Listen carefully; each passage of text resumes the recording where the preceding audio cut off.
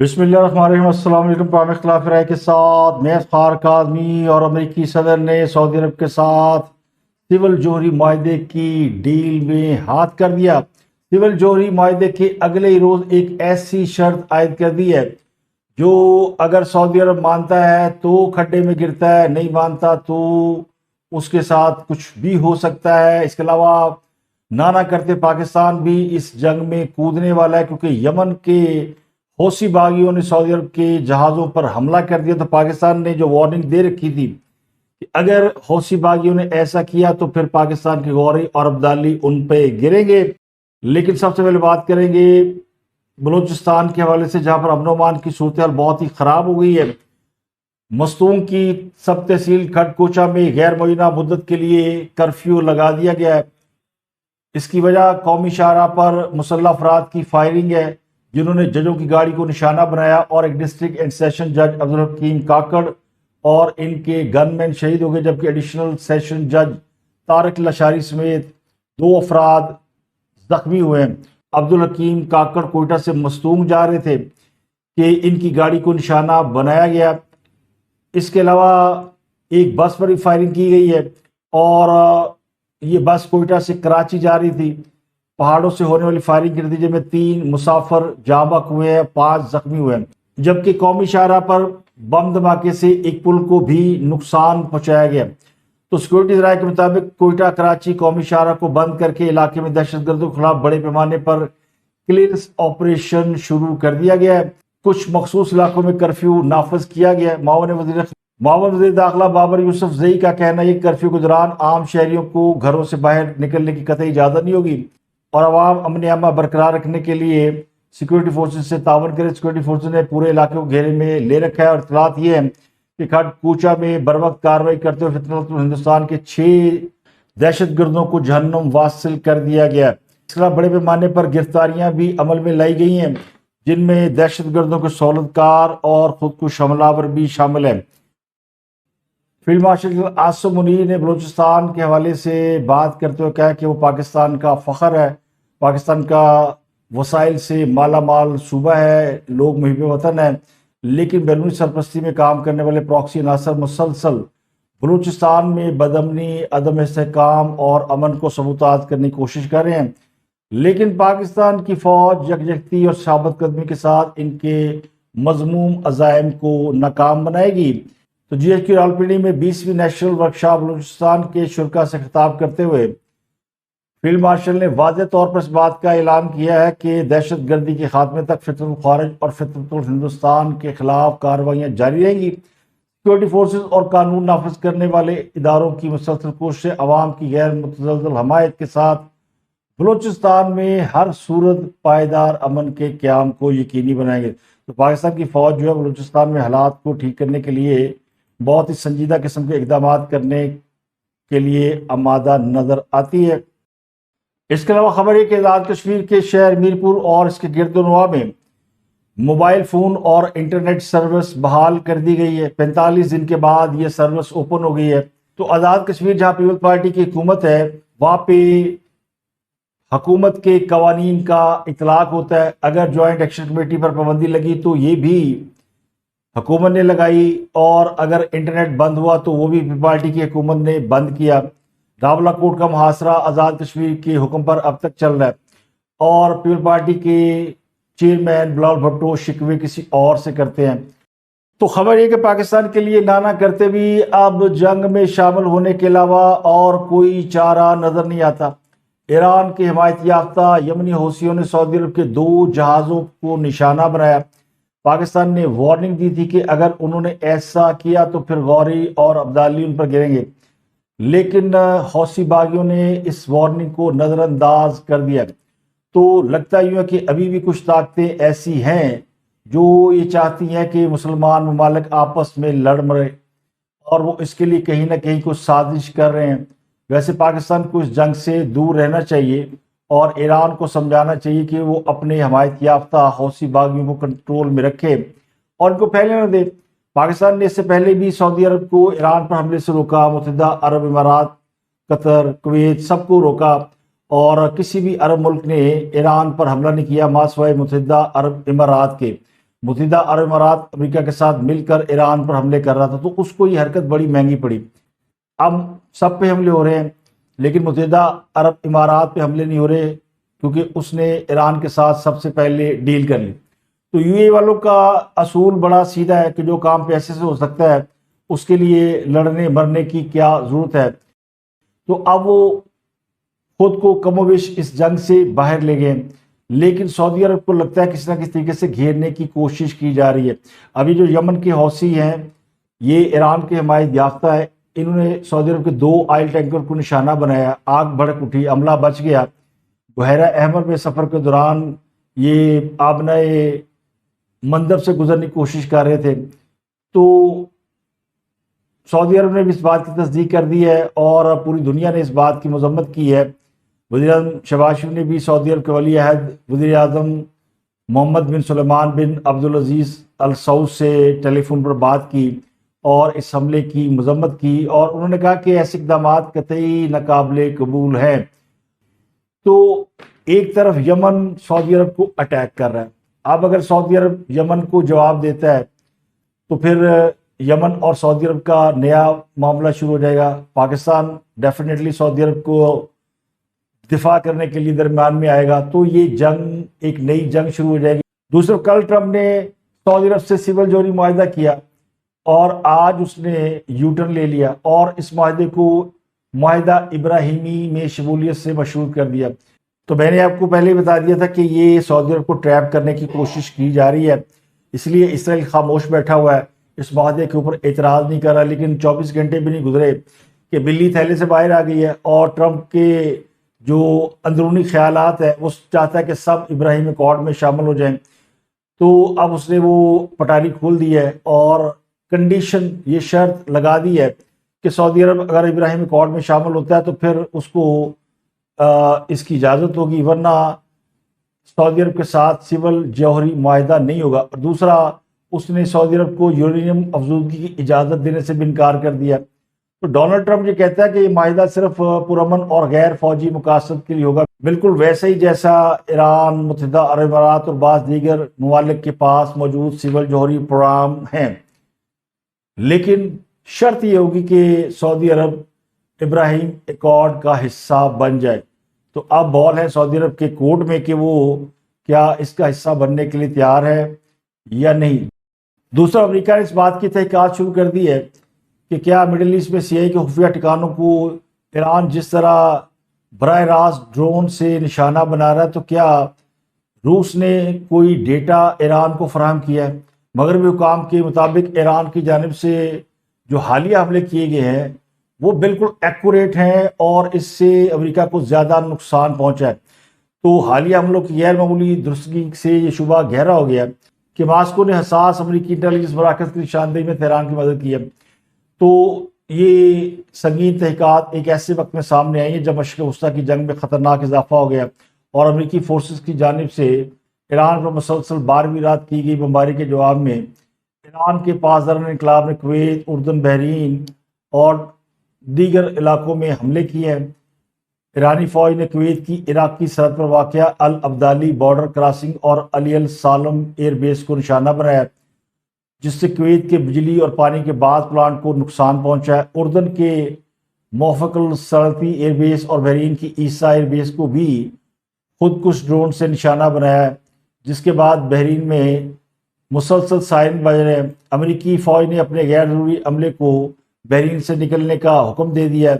اس کے علاوہ برطانیہ نے بھی ایران سے اپنا سفارتی عملہ واپس بلا لیا ہے۔ تو مگر بھی انٹیلیجنس رپورٹس یہ کہتی ہیں کہ ایران جو حملے کر رہا ہے اپنے ڈرونز کے ذریعے، اس میں ایسے جدید ورژن استعمال کیے جا رہے ہیں جن میں روس کا تیار کردہ انتہائی حساس سیٹلائٹ نیویگیشن سسٹم کومیٹا ایم نصب ہے، جو امریکی پیٹریاٹ اور تھاڈ جیسے فضائی دفاعی نظاموں کو ناکام بنانے کی صلاحیت رکھتا ہے۔ ان ڈرونز کو جیم کرنا تقریباً ناممکن ہے۔ تو روس نے اس بات سے انکار کیا کہ اس نے ایران کو کوئی ٹیکنالوجی فراہم کی ہے۔ دوسری طرف امریکی اور ایرانی فوج کے درمیان جو جنگ جاری ہے اس کے حوالے سے پینٹاگون نے باضابطہ تصدیق کی ہے کہ اردن اور عراق میں ایرانی حملوں کے نتیجے میں اب تک 18 امریکی فوجی ہلاک ہو چکے ہیں، جبکہ بحرین اور کویت میں ہونے والے حالیہ حملوں میں 33 امریکی ملاح اور اہلکار شدید زخمی ہوئے ہیں۔ کل 4 امریکیوں کی لاشیں ڈونلڈ ٹرمپ اور ان کی ٹیم نے واشنگٹن میں قبول کی، تو اس کے بعد ٹرمپ نے ایران کو جہنم بنانے کا ارادہ ظاہر کیا۔ واشنگٹن میں امریکی وزیر خارجہ مارکو روبیو نے آسیان کانفرنس کے موقع پر یہ کہا کہ ایران جنگ بندی کے لیے تڑپ رہا ہے، لیکن وہ کسی معاہدے کی پاسداری کے لیے تیار نہیں ہے۔ دوسری طرف ٹرمپ نے بھی حوثیوں کے حوالے سے واضح طور پر کہہ دیا کہ یہ ایران کی پراکسی ہے، اگر یہ باز نہیں آئیں گے تو پھر ان کے اوپر حملے ہوں گے، ان کا جواب لیا جائے گا۔ اگلی خبر ہے کہ امریکی ہمارے نمائندگان نے ٹرمپ کو ایران کے ساتھ جاری فوجی تنازع سے امریکی فوجیں واپس بلانے کی ہدایت دینے والی پاورز قرارداد دوبارہ منظور کر لی ہے۔ اپوزیشن جماعت ڈیموکریٹ کی رکن کانگریس پرومیلا جے پیال کی جانب سے پیش کی گئی اس تحریک کے حق میں 214 جبکہ مخالفت میں 208 ووٹ پڑے ہیں۔ رائے شماری میں اپوزیشن جماعت ڈیموکریٹ کے تمام اراکین نے قرارداد کی حمایت کی، جبکہ حکمران جماعت ریپبلکن کے 5 ارکان نے پارٹی پالیسی کے برعکس ووٹ دیتے ہوئے قرارداد کے حق میں رائے دی ہے۔ یہ دوسری بار ہے کہ ایوان نمائندگان نے اسی نوعیت کی قرارداد منظور کی ہے۔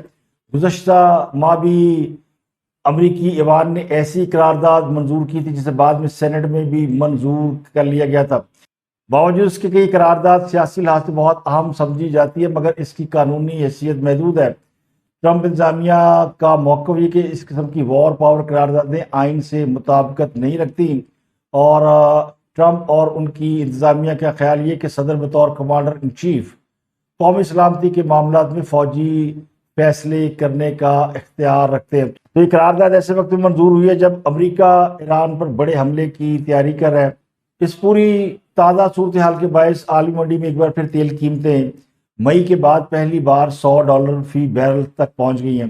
برینٹ کروڈ جو تیل کی عالمی قیمتوں کا معیار سمجھا جاتا ہے، یہ جمعرات کو 6% سے زائد بڑھ گیا، اور قیمتوں میں مزید اضافہ ہوا جب یمن میں حوثی ملیشیا نے سعودی تیل بردار جہازوں پر حملہ کیا۔ تو یہ آبن ہرمز کے بعد دوسرا راستہ تھا جو سعودی عرب دنیا کو تیل کی سپلائی کے لیے استعمال کر رہا تھا، تو اب اس راستے کو بھی حوثی باغیوں نے روک رکھا ہے اور سعودی عرب کی بحری ناکہ بندی کی ہے، تو اس کے بعد تیل کی قیمتوں نے بڑھنا شروع کر دیا۔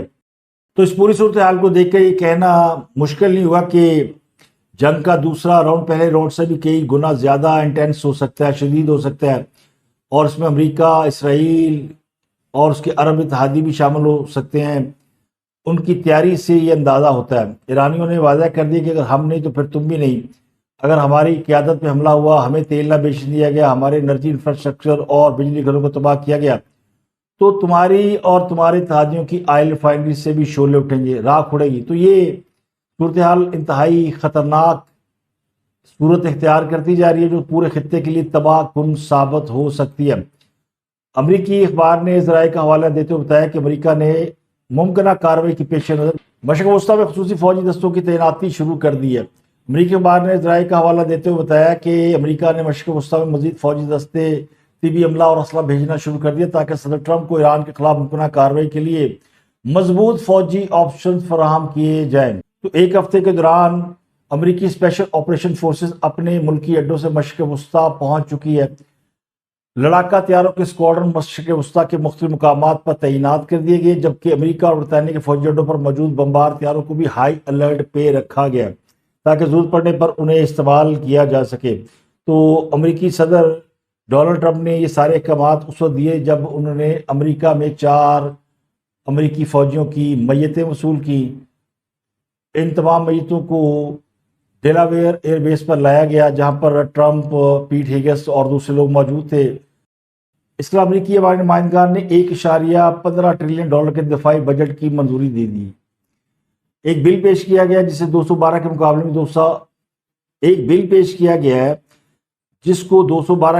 میں 216 ووٹ ملے ہیں۔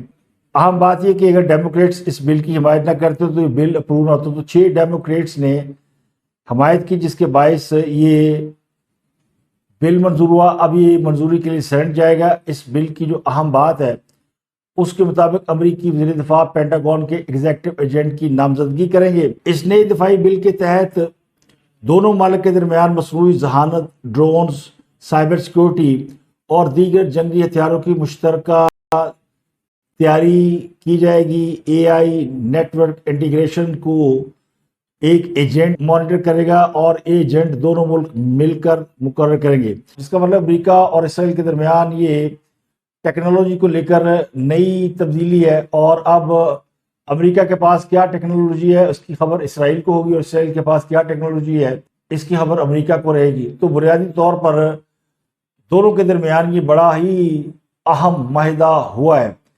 بل پر جو تنقید کر رہے ہیں لوگ، ان کا موقف یہ ہے کہ اس اقدام سے امریکی دفاعی حکمت عملی اور سپلائی چین میں اسرائیل کا اثر و رسوخ غیر معمولی حد تک بڑھ جائے گا، اور یہ امریکی خود مختاری پر سمجھوتا ہوگا۔ لیکن ریپبلکن پارٹی کی اکثریت سے منظور ہونے والا بل اب امریکی سینیٹ میں بھیجا جائے گا، جہاں ڈیموکریٹس کی جانب سے اس کی شدید مخالفت کا سامنا ہے۔ تو غالباً یہ بل وہاں پہ مشکلات کا شکار ہو سکتا ہے، لیکن امریکہ اور اسرائیل کی اس قربت سے یہ اندازہ لگانا مشکل نہیں ہے کہ امریکہ اسرائیل کے خلاف لاکھ باتیں کر لے، نیتنیاہو کو ٹرمپ ڈانٹ لیں، لیکن Natha Singh and Prem Singh one thing and same thing. اگلی خبر پیٹرول مصنوعات کی قیمتوں کے حوالے سے ہے۔ پیٹرول کی قیمتوں اور روزانہ کی بنیاد پر قیمتوں کا تعین کرنے کے خلاف پیٹرولیم ڈیلرز ایسوسی ایشن، اونرز اور جتنے گروپ ہیں ان میں کافی سپرٹ نظر آتا ہے۔ آج پاکستان آئل ٹینکر اور کانٹریکٹر نے حکومت کو مطالبات کی منظوری کے لیے 72 گھنٹوں کا الٹیمیٹم دے دیا ہے، اور یہ کہا ہے کہ مطالبات پورے نہ ہوئے تو ملک گیر ہڑتال کی جائے گی۔ ان کا مطالبہ یہ کہ وائٹ آئل پائپ لائن کے کوٹے میں اضافے کمرشل لوڈنگ فوری ختم کی جائے۔ تو ایسوسی ایشن کے چیئرمین عابد اللہ کا موقف یہ ہے کہ گزشتہ 3 سال سے آئل ٹینکر کے کرایوں میں اضافہ نہیں کیا گیا۔ موٹر وے اور NHA ٹول ٹیکس میں 180% اضافہ ہو چکا ہے، اس لیے ٹول ٹیکس کے تناسب سے کرایوں میں بھی اضافہ کیا جائے۔ حکومت نے 70% کوٹا پائپ لائن کو دیا ہوا ہے، باقی 30% روڈ کے لیے ہے، مگر وہ بھی فراہم نہیں کیا جا رہا۔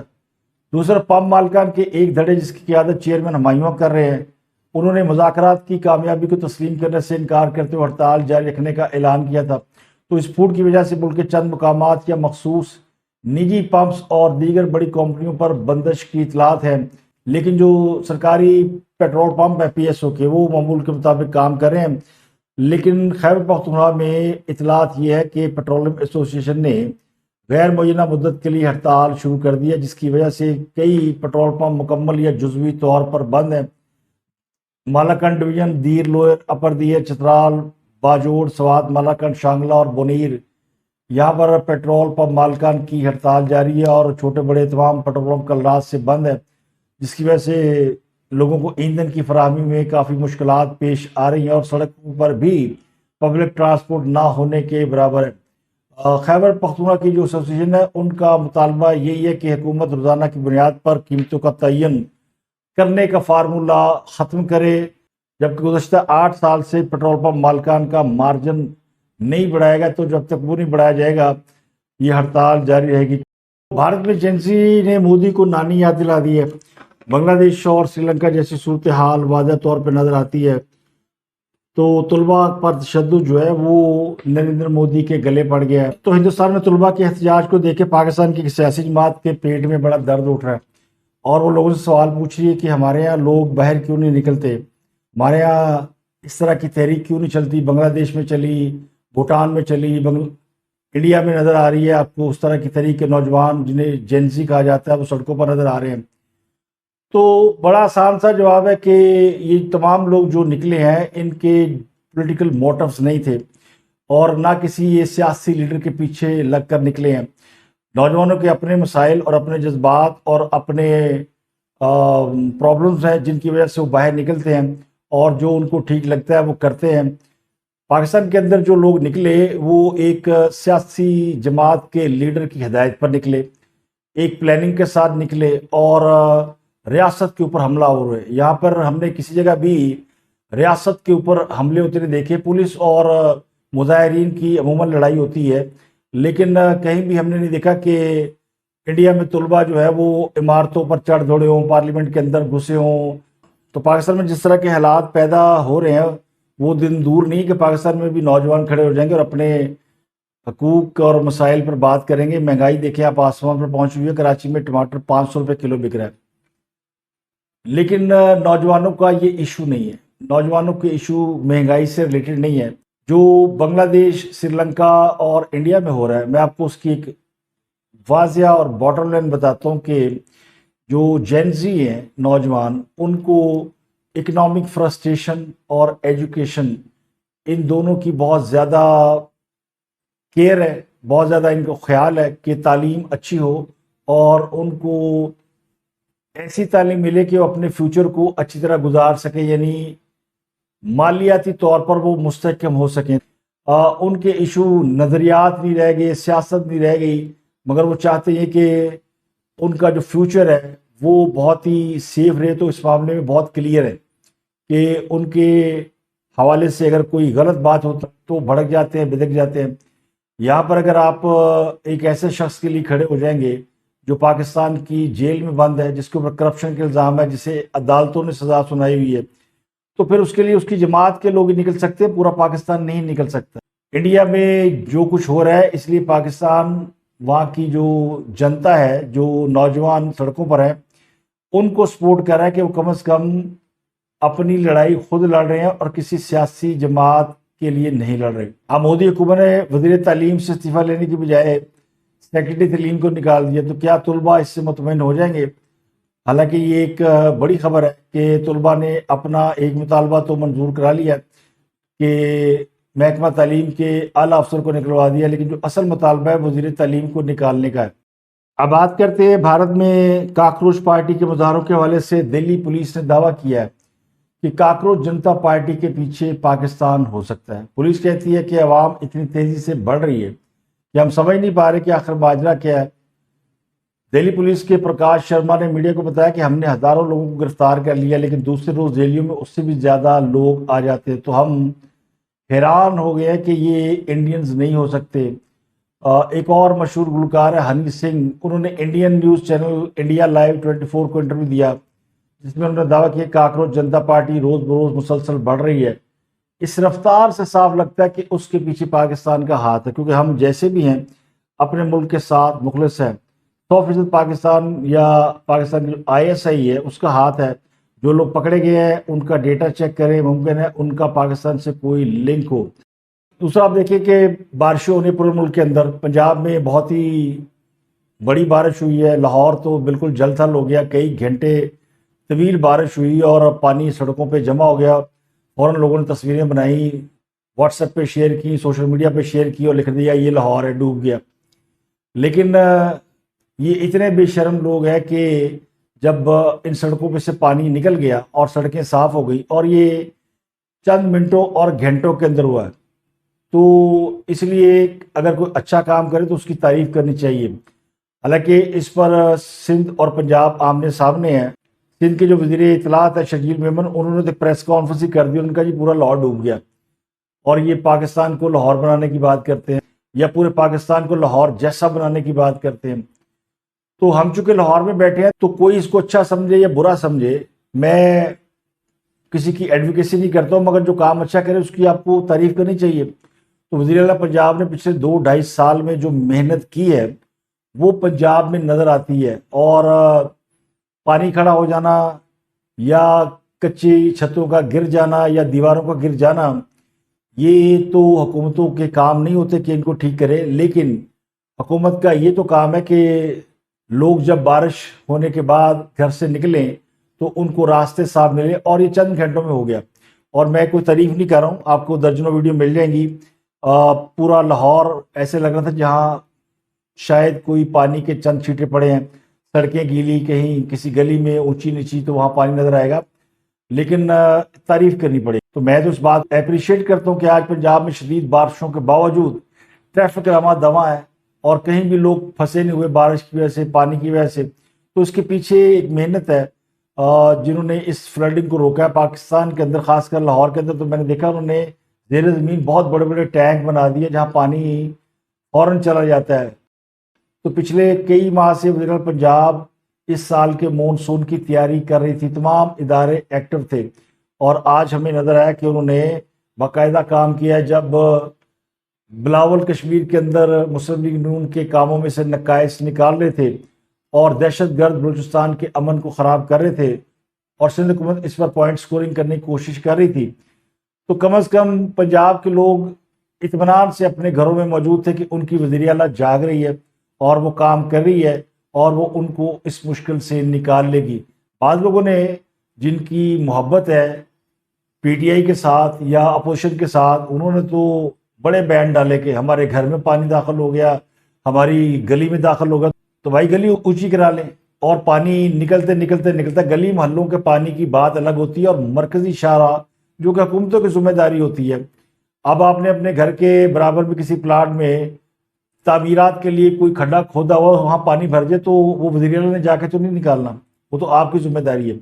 تو میں تنقید نہیں کر رہا کسی کے اوپر، ظاہر ہے پولیٹیکل جماعتیں ایک دوسرے کے اوپر پوائنٹ سکورنگ کے لیے بات کرتی ہیں، لیکن جو حق لگتی بات ہے، جو سچی بات ہے وہ یہ کہ میں بڑا خوش ہوا وزیر اعلیٰ پنجاب کے اس پورے ایکٹ سے، جتنی محنت ایفیشنسی سے انہوں نے کام کیا۔